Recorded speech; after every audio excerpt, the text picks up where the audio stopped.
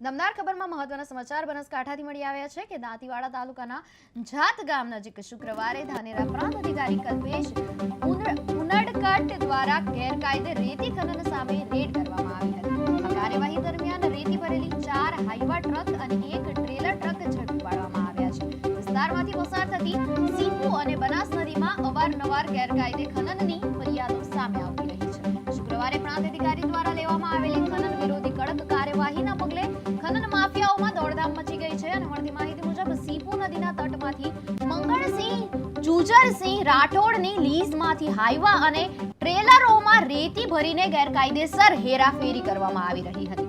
ઝડપાયેલા તમામ વાહનોને હાલમાં દાંતીવાડા મામલતદાર કચેરી ખાતે જપ્ત કરવામાં આવ્યા છે અને સમગ્ર મામલે ખાણ ખનીજ વિભાગને રિપોર્ટ પણ કરવામાં આવ્યા છે, જ્યાંથી આગળની કાયદેસરની કાર્યવાહી હાથ ધરવામાં આવશે। ખનન મામલે ભાડલી જે જાત ગામ છે ત્યાં 4 રસ્તા ઉપર અમને માહિતી મળી હતી કે ખનન ચાલી રહ્યું છે, તો એ બાબતે અમે તરત જ મામલતદાર સાહેબ અને પીઆઈને ત્યાં મોકલ્યા હતા। હું જાતે પણ અમે ત્યાં વિઝિટ કરી અને અત્યારે પ્રાઇમરી અમે 5 ટ્રકો પકડી અને એમની તપાસ માટે લઈ ગયા છે। આગળ નિયમો અનુસાર કાર્યવાહી કરવામાં આવશે। ખનન મામલે ભાડલી